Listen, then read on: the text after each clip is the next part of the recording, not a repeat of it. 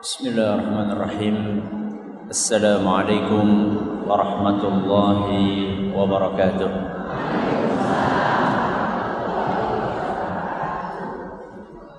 Alhamdulillahi rabbil alamin. Wa bihi nasta'inu ala umuri dunya waddin. Wa sallallahu ala nabiyyina Muhammadin wa ala alihi wa sahbihi ajma'in. Amma ba'd. Kita panjatkan puja dan puji syukur kehadirat Allah Tabaraka wa Ta'ala. Pada kesempatan pagi yang berbahagia kali ini, kita kembali diberi kekuatan, kesehatan, hidayah serta taufik dari Allah Jalla wa Ala, sehingga kita bisa kembali menghadiri pengajian rutin Jumat pagi di Masjid Agung Darussalam Purbalingga. Kita berharap semoga Allah Tabaraka wa Ta'ala berkenan untuk melimpahkan kepada kita semuanya ilmu yang bermanfaat, sehingga bisa kita amalkan sebagai bekal untuk menghadap kepada Allah Jalla wa Ala. Amin ya Rabbal Alamin. Salat dan salam semoga senantiasa tercurahkan kepada junjungan kita Nabi besar Muhammad sallallahu alaihi wasallam, kepada para sahabatnya, keluarganya, dan umatnya yang setia mengikuti tuntunannya hingga hari akhir nanti. Bapak-bapak dan ibu-ibu sekalian yang kami hormati, dan juga segenap pendengar radio Insani 88 FM di Purbalingga dan sekitarnya. Materi pengajian kita pada pagi hari ini berjudul air susu dibalas air tuba. Kalau air susu semuanya tahu ya. Kalau air tuba siapa? Tuba niku napa sih?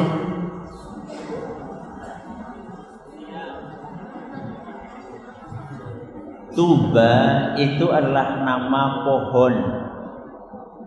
Nama pohon yang sangat beracun.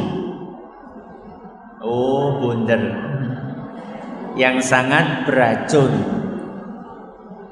Berarti sama saja air susu dibalas dengan air tuba itu adalah membalas air susu dengan racun.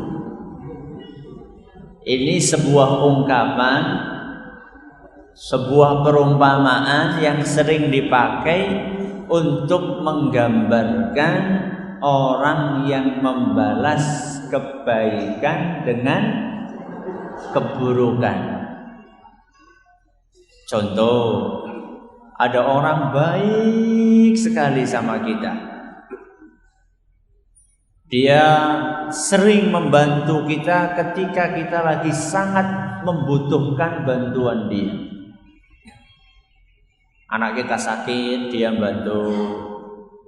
Kemudian kita terlilit hutang, dia bantu. Ada masalah apa, dia bantu. Kira-kira kalau misalnya suatu saat dia minta sesuatu kepada kita dan kita mampu, panjenengan tegel apa mboten nolak? Mboten. Gak tega Ustaz menolak. Takut air susu dibalas dengan air tuba. Banyak di antara kita alhamdulillah, kalau sudah dibaiki sama orang lain, berusaha bagaimana caranya tidak berbuat buruk kepada orang tersebut. Alias kita nggak mau membalas air susu dengan air tuba. Tapi kalau misalnya kita pikirkan baik-baik, ternyata tidak jarang di antara kita yang mungkin setiap hari membalas air susu dengan air tuba tanpa terasa. Siapakah yang paling berjasa kepada kita? Ini bukan orang. Pertanyaan saya, siapakah? Yang paling berjasa kepada kita adalah Allah. Kenapa Allah Subhanahu wa ta'ala paling berjasa kepada kita? Karena Allah Subhanahu wa ta'ala yang memberikan segala-galanya kepada kita. Allah Subhanahu wa ta'ala yang memberikan nikmat, entah itu yang bersifat duniawi maupun yang bersifat ukhrawi. Sering sekali Allah Subhanahu wa ta'ala memberikan nikmat kepada kita tanpa kita meminta, alias Allah Subhanahu wa ta'ala memberikannya kepada kita begitu saja. Contoh, siapa di antara kita yang pernah berdoa kepada Allah, ya Allah, semoga nanti saya bisa bernafas? Sinten? Coba angkat tangan. Yang pagi ini tadi habis subuh berdoa sama Allah, ya Allah semoga hari ini saya bisa bernafas. Siapa yang tadi pagi berdoa seperti itu? Ada enggak? Dikasih enggak sama Allah? Padahal kita enggak minta kan? Allah Subhanahu wa ta'ala sering sekali memberi kita nikmat tanpa kita minta. Makanya keterlaluan kalau misalnya ada orang mengatakan Allah itu pelit. Ada sebagai orang kayak gitu, ya Allah sekawit mien saya minta donga ben dadi wong sugih, nyatane ora sugih-sugih. Allah ini pelit. Astagfirullahaladzim. Kan cuma itu yang belum dikabulkan sama Allah permintaan kita. Banyak di antara nikmat-nikmat Allah yang Allah berikan tanpa kita harus memintanya kepada Allah. Nafas itu mahal enggak? Mahalnya seberapa? Dalam satu hari kita sih butuh nafas berapa? Kalau nafas itu di liter. Nafas itu ukurannya liter. Menurut sebuah penelitian, dalam sehari itu kita membutuhkan untuk bernafas 14.000 liter. Pinten? 14.000 liter udara. Setiap apa? Harinya. 14.000 bener diduitaken pinten? Kalau dihitung-hitung antara oksigen dengan nitrogen, karena itu kebutuhan nafas kita, kalau dihitung-hitung dengan harga yang dijual sekarang, dalam satu hari itu kita butuh duit 176 juta. Genopo bernafas. 176 juta niku sebulan apa setahun? Sedina. Allah Subhanahu wa ta'ala berikan itu kepada kita tanpa kita minta. Wa in ta'uddu ni'matallahi la tuhsuha.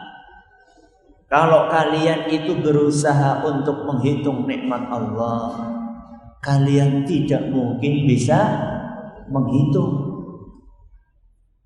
Itu kita baru bicara masalah nafas.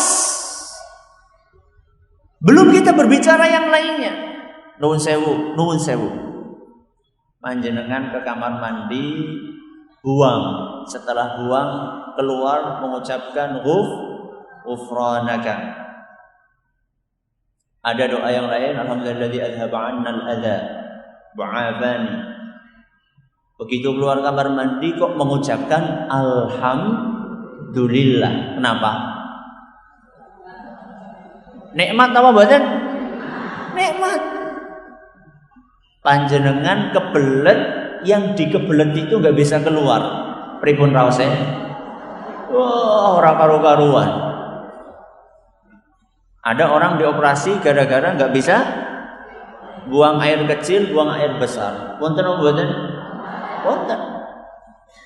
Ada cerita seorang kakek usia 70 tahun.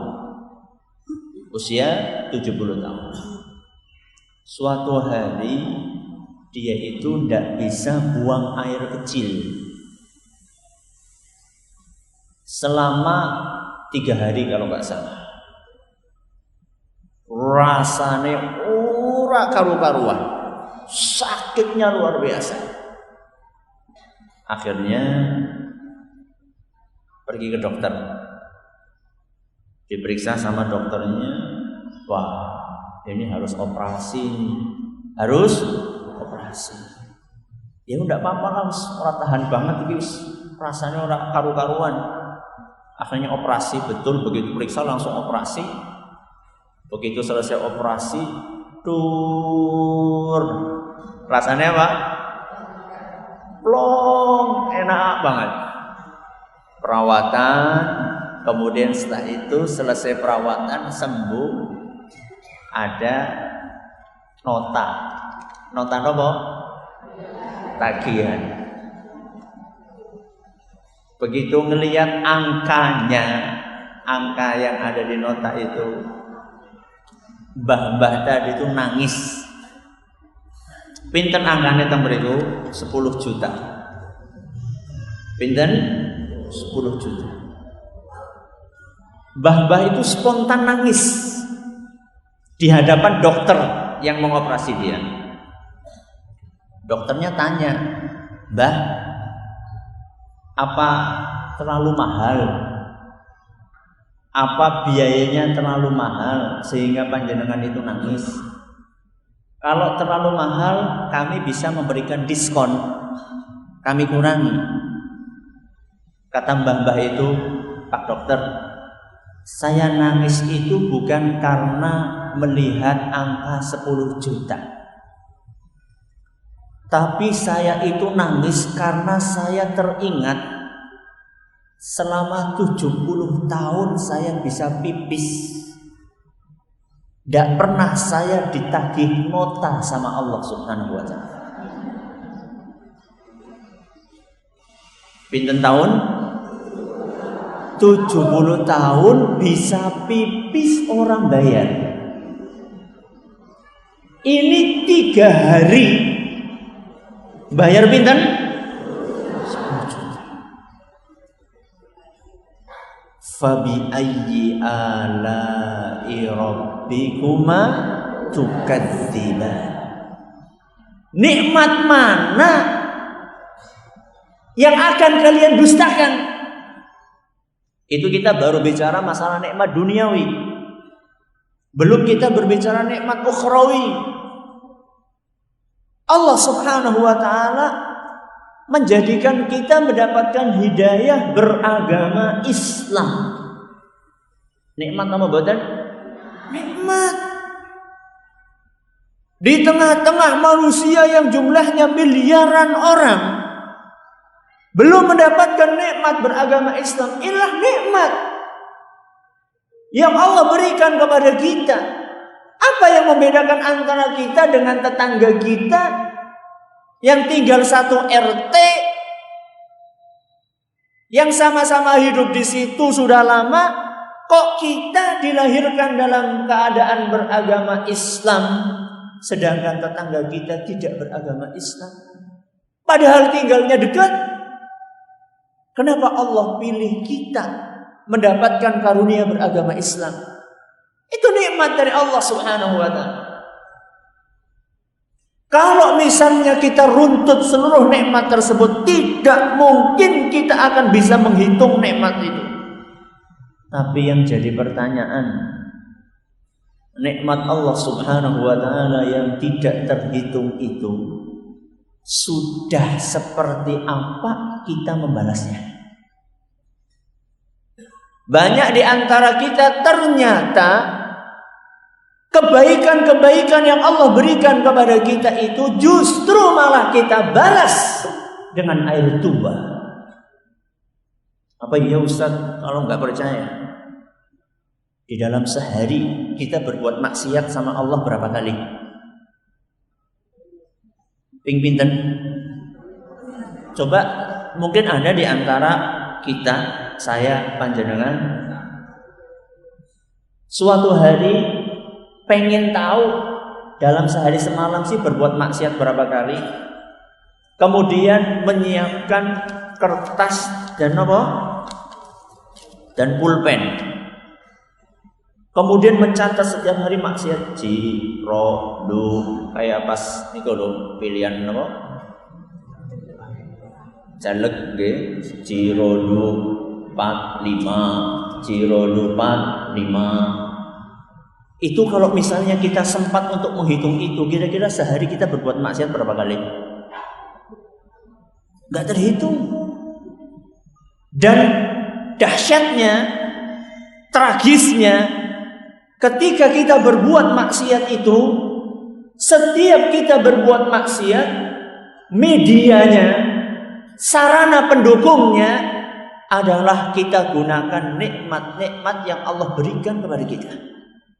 Nikmat yang Allah berikan kepada kita, kita gunakan untuk berbuat maksiat kepada yang memberi nikmat tersebut, yaitu Allah SWT. Kalau nggak percaya, ibu-ibu nun sewu masih suka ngrasani? Ngrasani niku dosa napa mboten?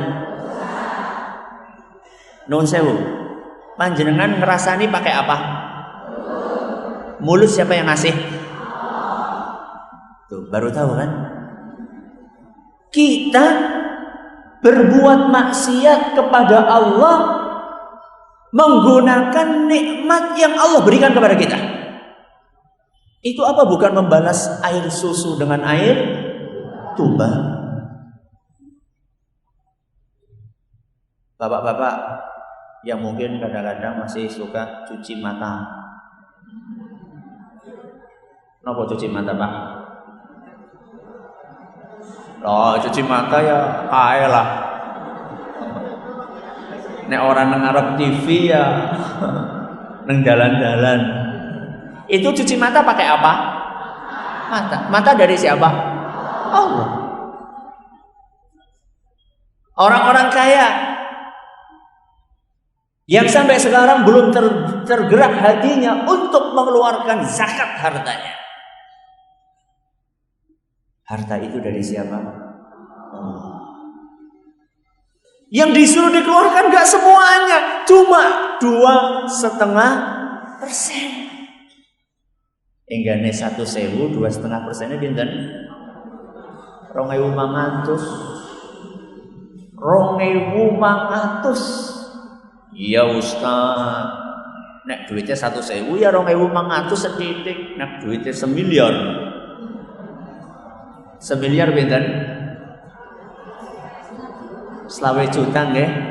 20 juta ya akeh Ustaz, subhanallah. Lihat antara nikmat yang Allah berikan kepada kita dengan kewajiban yang Allah perintahkan kepada kita, enggak sebanding. Kita itu kadang-kadang cuma melihat nikmat itu dari sisi materi, duit saja. 1 miliar dikurangi 20 juta, ya akeh. Coba sekarang nafas Anda yang satu hari 147 juta, sebulan pinten niku? 1 bulan itu kalau 147 juta, 1 bulan itu 5,3 miliar. Niku duit napa mboten? Duit. Cuman wujudnya itu bukan kertas. wujudnya sesuatu yang sangat kita butuhkan. Panjenengan mau nggak bernafas sebulan dibayar 5 miliar? Siapa sih gelem? Ya. Yang namanya nikmat dari Allah Subhanahu wa ta'ala itu tidak mesti berwujud uang. Ini pemahaman yang sempit tentang nikmat. Makanya pernah ada seorang miskin datang kepada seorang ulama salaf. Kata orang miskin itu, "Ya Allah, Pak Ustadz," bahasa kita, atau Pak Yai, "saya ini kok dari dulu miskin terus, gak punya duit ya. Saya ini dilahirkan miskin, bapak saya juga miskin, bae juga miskin, anaknya miskin, putune miskin. Kawin biyen ora tahu dadi wong sugih." Akhirnya ulama tersebut ingin mengajak orang miskin itu untuk berpikir bahwa nikmat itu bukan hanya berbentuk uang. Dia bertanya, "Fulan, kalau misalnya ada orang datang kepada kamu pengen beli mata kamu, pengen beli apa? Mata. Dibeli satu mata ya 100 juta lah. Loro berarti pira? 200. Kamu mau? Yang mau yo. Masa mata dibeli? Ya sudah, kalau kamu nggak mau dibeli matanya, orang itu pengen beli telinga kamu. Pengen beli apa? Telinga. Jadi kok dituku loro-loro ini jadi orang apa? Orang nabu binge. Sama harganya segitu. Wah, nggak mau. Satu-satu disebutkan. Orang mau pengen beli jantung kamu, orang pengen beli ginjal kamu, orang pengen nggak mau. Kata ulama tersebut, "Subhanallah, kamu ngakunya miskin padahal kamu adalah seorang jutawan." Jutawan apanya? Anggota tubuh. Itu tidak bisa dinilai dengan uang. Kamu selama ini mengeluh bahwasanya kamu miskin, padahal sebenarnya kamu adalah seorang yang kaya raya karena kamu diberi oleh Allah Subhanahu wa ta'ala anggota-anggota tubuh yang tidak bisa dibeli. Wa in ta'uddu ni'matallahi la tuhsuha. Kalau kalian berusaha untuk menghitung nikmat Allah, niscaya kalian tidak akan bisa menghitung. Kita jelalatan mengumbar pandangan mata, menggunakan mata yang Allah berikan kepada kita. Kita ngerasani berbuat maksiat kepada Allah menggunakan lisan yang Allah berikan kepada kita. Kita mendengarkan hal-hal yang tidak baik menggunakan telinga yang Allah berikan kepada kita. Itu apa? Tidak termasuk membalas air susu dengan air tuba. Kira-kira Allah mampu nggak kalau kita gunakan mata kita untuk berbuat maksiat, kita gunakan telinga kita untuk maksiat, kita gunakan mulut kita untuk maksiat? Kira-kira Allah mampu nggak untuk mencabut nikmat itu detik itu juga? Mampu nggak? Mampu. Bahkan sekarang juga Allah Subhanahu wa ta'ala dalam 1 detik mampu untuk membuat kita tahu-tahu gak bisa melihat, alias buta. Membuat kita tahu-tahu tidak bisa mendengar, alias tuli. Membuat kita tiba-tiba tidak bisa berbicara, alias bisu. Bahkan Allah mampu untuk membuat kita tiba-tiba gak bisa berjalan, alias lumpuh. Allah Subhanahu wa ta'ala mampu. Dan mungkin sebagian dari manusia layak untuk dicabut nikmatnya. Kenapa? Karena setiap hari dia berbuat maksiat kepada Allah, menggunakan nikmat yang Allah berikan kepada dia. Sudah dikasih kaki, bukannya digunakan untuk pergi ke masjid, tapi digunakan untuk berbuat maksiat. Pantes kalau misalnya Allah menimpakan hukuman kepada orang-orang seperti itu. Tapi yang jadi pertanyaan, kenapa kok Allah tidak mencabut? Sekarang berapa kali panjenengan ibu-ibu berapa kali ngerasani ping pinten? Ping pitu?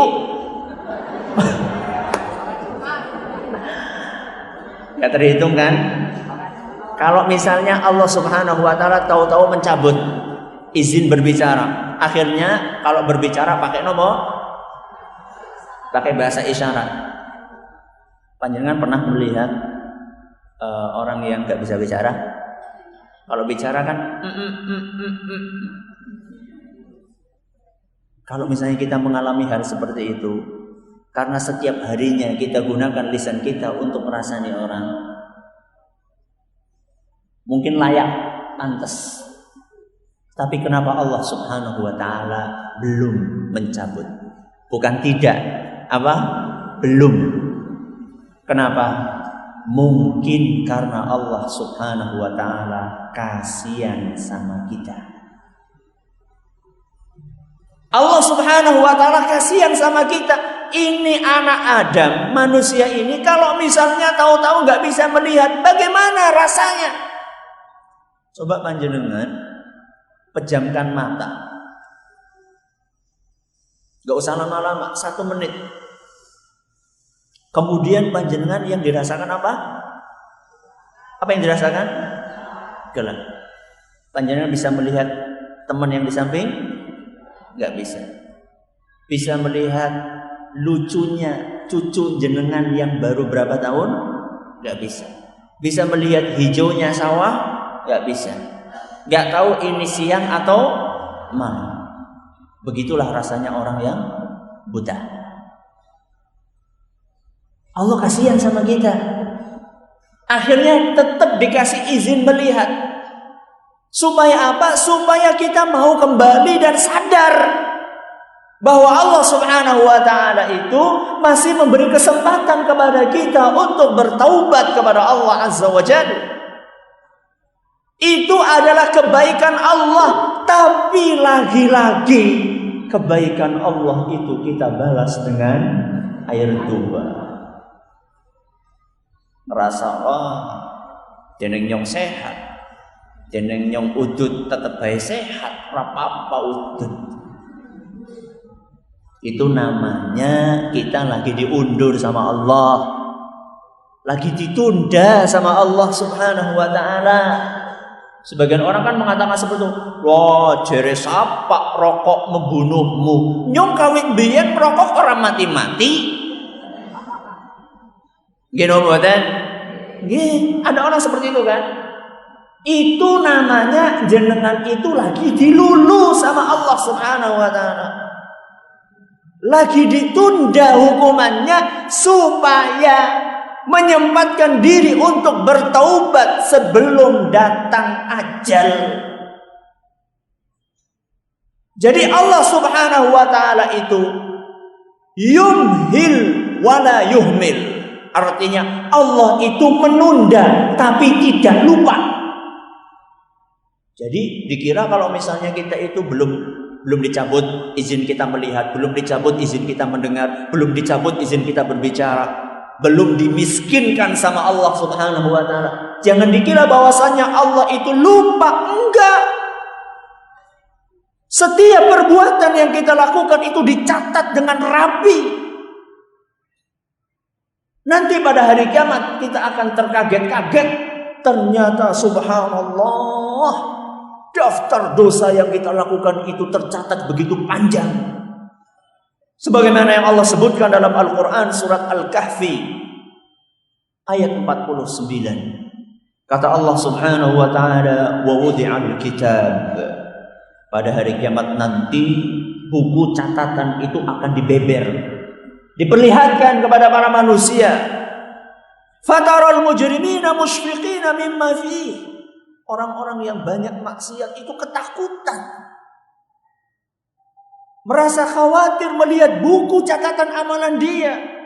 Wa yaqulun ya wailatana ma li hadzal kitab la yughadiru saghiratan wala kabiratan illa ahsaha. Orang yang banyak maksiat itu berkata, kitab apa ini? Masa kecil, besar semuanya ditulis di situ? Memang semuanya ditulis. Maksiat sekecil apapun itu ditulis di situ. Faman ya'mal mithqala dzarratin khairan yara wa man ya'mal mithqala dzarratin syarran yara. Sekecil apapun amalan kebaikan yang kita lakukan akan ditulis dan kita akan mendapatkan balasannya. Sebaliknya, sekecil apapun perbuatan maksiat yang kita lakukan akan ditulis dan kita akan mendapatkan balasannya di sisi Allah Subhanahu wa taala. Maka Bapak-bapak dan ibu-ibu yang kami hormati, para pendengar Radio Insani dimanapun Anda berada, mari kita manfaatkan momen bulan Ramadan. Mari kita manfaatkan momen bulan Ramadan. Yang namanya mukmin itu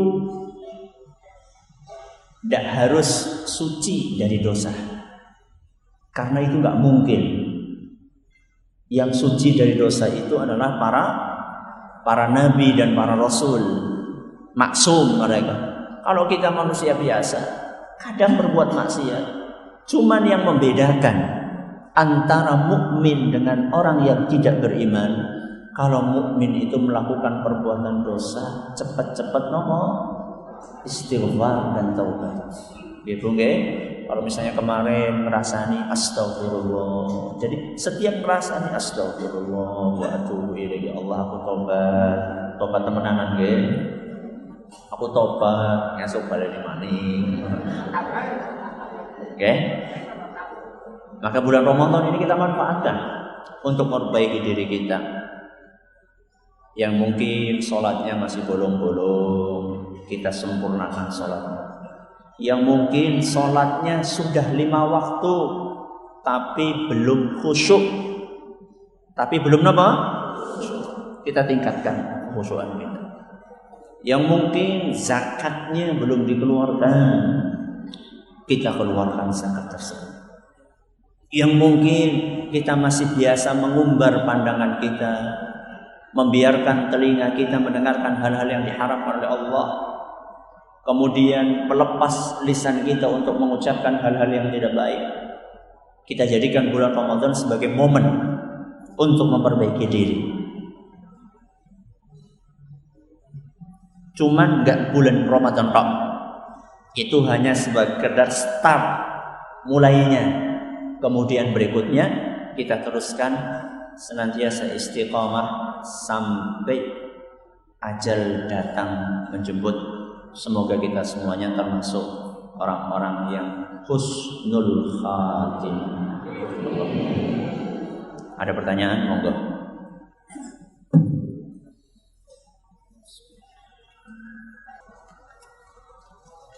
Assalamualaikum warahmatullahi wabarakatuh. Waalaikumsalam. Yang kami hormati Ustaz dan para jemaah, kesempatan yang baik ini sehubungan dengan akan datangnya bulan Ramadan, kami pribadi mohon maaf yang sebesar-besarnya dalam bergaul, jelas banyak sekali kesalahan. Adapun untuk pertanyaan atau himbauan atau menghilangkan unek-unek saya, kami akan menyampaikan kepada Ustaz bahwa Allah disembah atau tidak disembah tidak rugi dan tidak untung. Saya selalu mengikuti sholat Id di masjid, di lapangan atau di alun-alun Purbalingga. Padahal kami sangat menginginkan, karena tadi disampaikan bahwa air susu dibalas dengan air tuba. Yang akan saya sampaikan, saya itu di shaf pertama dari kaum ibu, tapi kenyataannya nanti menjadi dekat sekali dengan para bapak. Jadi seperti bapak-bapak dengan ibu-ibu tidak ada batas. Maka saya ngunek-ngunek di dalam hati, apakah itu termasuk membalas air susu dengan air tuba kepada Allah? Dan memang saya kalau istighfar atau membaca Masya Allah, saya kok sholatnya begini. Mohon penjelasan lah supaya saya hatinya itu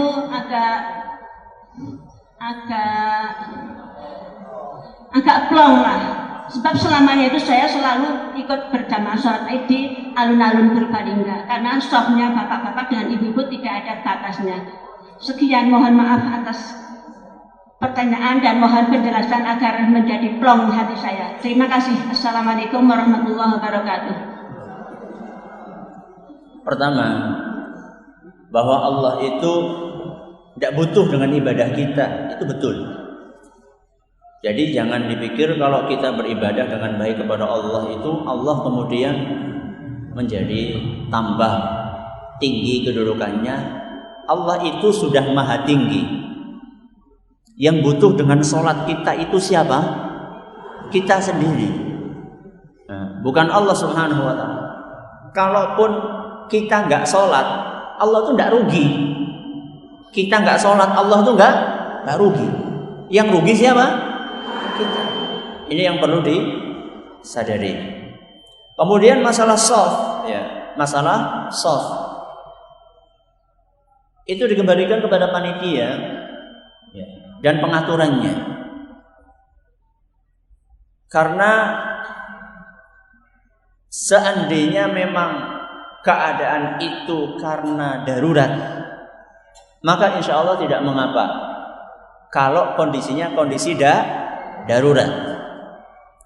Tapi apakah memang itu sudah kondisi darurat atau sebenarnya masih bisa untuk disiasati?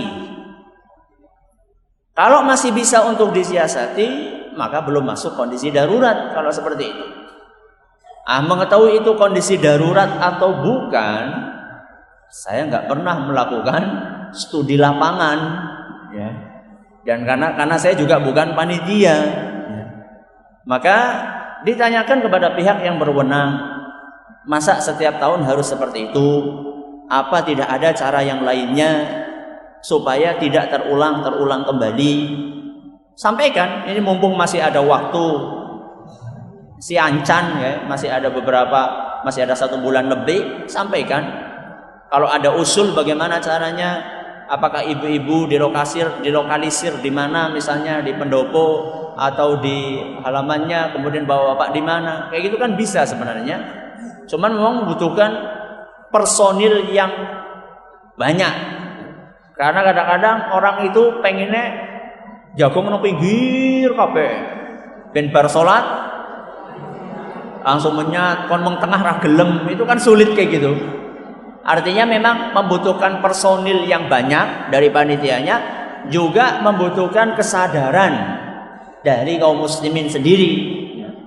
Kabehan pengennya begitu grup langsung grup, nggak tahu ini soft atau tidak. Akhirnya kalau kita perhatikan, terutama ketika sholat Id, itu yang namanya soft itu berkelok-kelok. Buatan apa? Buatan lurus. Kon ngelurusakan nyong sing bener, kabehan kerasane paling bener. Karena itu memang membutuhkan, luar biasa, memang terus terang itu membutuhkan kerjasama yang apik antara panitia dengan kaum muslimin, para jamaah sholat Id. Nggih, monggo yang lainnya.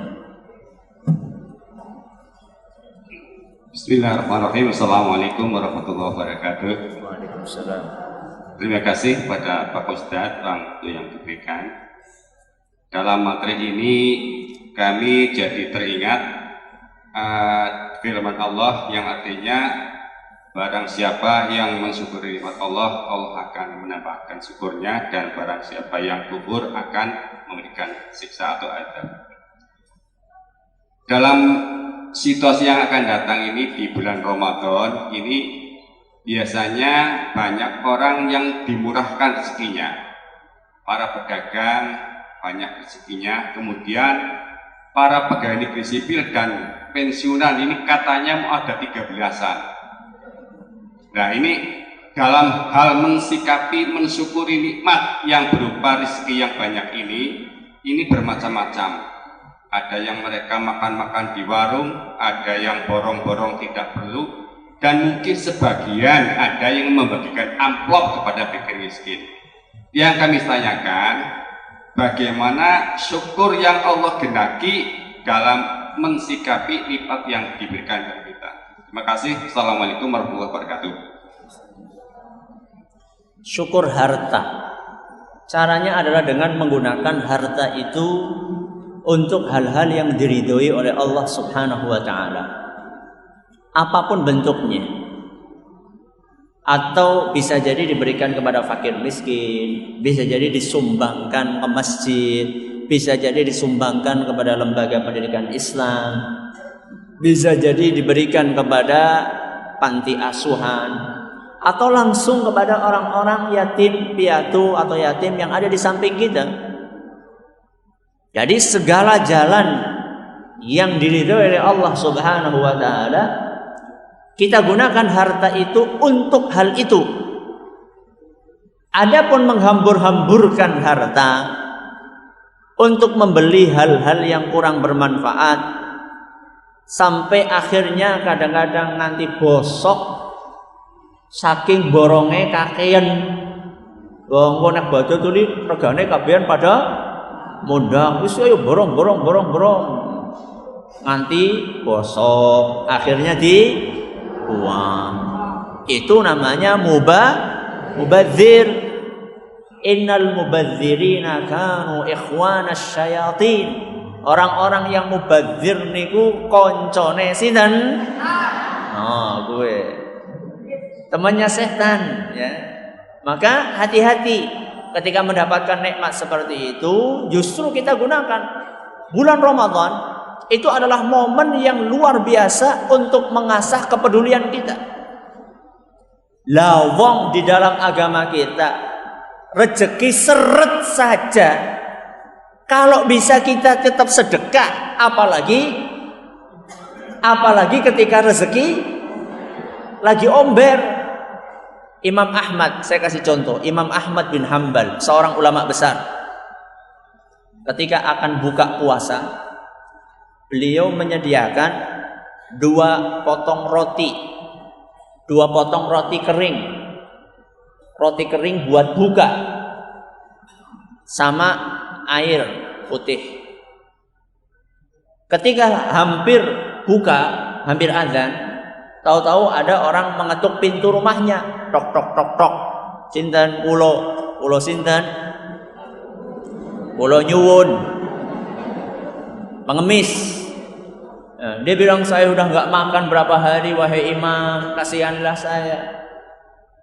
Kalau kita posisinya seperti itu, paling kan roti siji diparo, nah separo dikasihkan. Itu kalau kita. Oleh Imam Ahmad enggak. Apa yang beliau belikan? Yang beliau belikan 2 roti itu semuanya dikasihkan. Padahal hanya itu makanan yang ada di rumahnya. Hanya itu makanan yang tersisa di rumahnya, nggak ada yang lainnya. Dua-duanya dikasihkan sama orang miskin itu. Terus boleh buka ke priwe Ustaz? Banyu bening. 2 roti kering itu rencananya oleh Imam Ahmad, 1 roti untuk buka, 1 roti untuk sahur. Dua-duanya diberikan. Buka dengan air bening, sahur dengan air bening. Siapa sing kuat? Oh, kita kan kalau buka puasa kan segala apa ada di depan kita. Makanan saja nggak cukup 1 jenis loh. Wis ana seroto, golek bakso. Wis ana bakso, golek kecot. Wis ana kecot, golek minumannya juga sama. Wis ana dawet, golek kolak. Sudah ada kolak, nyari es degan dan seterusnya. Berarti ya, bulan Ramadan yang niatnya untuk mengekang nafsu berubah menjadi bulan pelampiasan nafsu. Mumpung lagi buka ke kabeh dintongaken, akhirnya trawean arep. Yang seharusnya untuk beribadah siang hari diisi dengan tidur karena lemes. Siang harinya kan lemes kan ya, kosong perutnya, tidur terus. Malam harinya tidur karena kewadegan. Awan bengi turu. Itu berarti tidak mendapatkan hikmahnya bulan Ramadan. Ya, monggo ada yang lain silakan.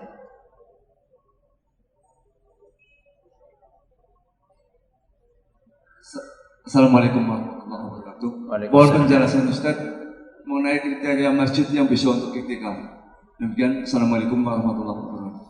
Masjid yang bisa untuk iktikaf itu bagaimana? Ada perbedaan pendapat di antara para ulama dalam masalah ini. Lebih hati-hatinya kalau mau iktikaf itu lebih hati-hatinya mencari masjid yang dipakai untuk sholat Jumat. Itu lebih hati-hati. Ada perbedaan pendapat di antara para ulama. Ada yang mengatakan harus masjid yang ada Jumatannya. Ada yang mengatakan cukup masjid biasa saja yang sholat 5 waktu walaupun tidak dipakai untuk Jumatan. Tapi untuk hati-hati sebaiknya memilih masjid yang ada Jumatannya supaya apa? Supaya tidak perlu untuk pindah masjid ketika sedang iktikaf. Mungkin Bapak Ibu sekalian agak sulit untuk memahami. Iktikaf itu sebenarnya yang namanya iktikaf yang sempurna itu selama 10 hari siang malam di masjid. Itu sebenarnya iktikaf yang sebenarnya itu seperti itu. Jadi malam 21 maghrib masuk masjid, sudah membawa perbekalan baju untuk 10 hari. Nanti baru keluar dari masjid pas lagi takbiran. Itu baru apa? Baru keluar. Berarti nggak kemana-mana. Iktikaf itu berdiam diri di masjid untuk beribadah kepada Allah. Itu yang sempurna. Itu iktikaf yang sempurna. Ya orang bisa ya orang apa-apa. Namanya juga sunnah. Ya, ada sebagian orang, oh saya bisanya cuma 2 hari, ya enggak apa-apa. Oh saya bisanya 3 hari, malah banyak yang bisanya kurang sewengi. Kalau memang panjenengan bisa, bagus. Kalau enggak bisa ya enggak apa-apa. Tapi iktikaf yang sempurna itu seperti itu. Sehingga kalau misalnya dia itu iktikaf di masjid yang tidak dipakai untuk Jumatan, ketika Jumatan dia harus keluar dari masjid mencari masjid yang lain. Akhirnya dia harus keluar. Padahal sejatinya orang yang iktikaf gak boleh keluar, kecuali untuk nuwun sewu kalau kamar mandinya di luar, hanya untuk kebutuhan apa? Kamar mandi. Bahkan sampai makan pun itu sejatinya disediakan di mana? Di dalam. Tapi harus diperhatikan kebersihannya. Jadi makan, tidur, sholat, beribadah, ngaji, zikir, semuanya di masjid. Itu namanya iktikaf. Kalau belum mampu ya tidak apa-apa. Tapi mungkin suatu saat kita perlu merencanakan tahun kapan lah nyong pengen jajal iktikaf sing temenanan gue kayak ngapa. Tapi juga harus disiapkan fisiknya, nggih. Siapkan fisiknya. Terus juga harus dipikirkan kalau ibu-ibu iktikaf, engko sing masak nunggu mas apa? Nah, itu juga harus dipikirkan. Bapak-bapak kalau misalnya masih punya kewajiban menafkahi putra-putrinya, kalau sampai iktikaf kemudian nggak ada yang menafkahi, juga harus dipikirkan. Karena apa? Karena iktikaf itu hukumnya sunnah. Sedangkan ibu-ibu melayani suami hukumnya apa? Wajib. Berarti harus diperhatikan. Kecuali kalau panjenengan, oh saya punya pembantu yang siap menggantikan tugas saya, oh tidak apa-apa kalau kayak gitu.